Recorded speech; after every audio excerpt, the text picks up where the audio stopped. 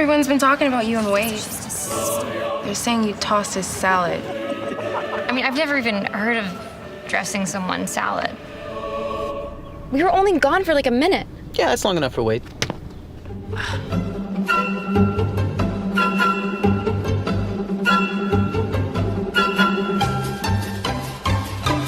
I really did always wonder what the very first online sex chat conversations were like. Oh. No, I didn't. I didn't. Okay, I did. Anyway, Yes God Yes, an interesting film, an interesting kind of coming-of-age film. It's a different kind of one, you know, mostly because you don't see it a lot anymore. Well, you don't really see it at all anymore. A film set in 2000 for this kind of thing. That was an odd choice going into it. I was kind of like, oh, okay, that's interesting. And I kind of understand in a way, you know, they wanted to show what it was like for teens as this kind of computer stuff was just beginning to become a real factor in, you know, porn terms and stuff like that, you know. But it's so unusual because normally when you see this kind of film, it's either set as, you know, at least as far back as like the 80s, or it's set modern day, you know. There's not normally that kind of in-between space. So it was interesting to see from that perspective. It was based on a short film made by the same people that I think that had Natalia Dyer as the lead in it too. That came out in about 2017. And I liked the fact, in a way, since it was based on a short film, that this was just, you know, it's only 75 minutes long. It's very short. And I like that because often when people adapt, especially their own short films, into something longer, they have a tendency to kind of overdo it, you know, add too much stuff in, kind of dilute the initial premise a bit too much.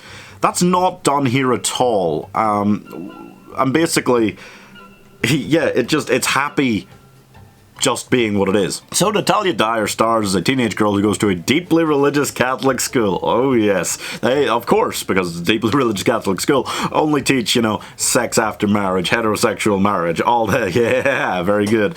So when she one night accidentally wanders into a rather sexy AOL chat online and starts feeling things, and then the next day goes into school and finds out there's a rumour being spread that she tossed somebody's salad, she goes around trying to not just deal with these new feelings of arousal she's got, but also deal, you know, try and figure out what tossing the salad means. Bad stuff. Basically, they go on this kind of school retreat weekend, and, you know, she's dealing with all this, and I think the film might also be showing one of the first cases of porn addiction. You know, it seems like she quickly gets very, very into doing that kind of online stuff. But anyway, here is my 1 minute review for Yes God Yes. Your body is a gift from God. You need to honor it. Everybody say Jesus Christ! Jesus Christ!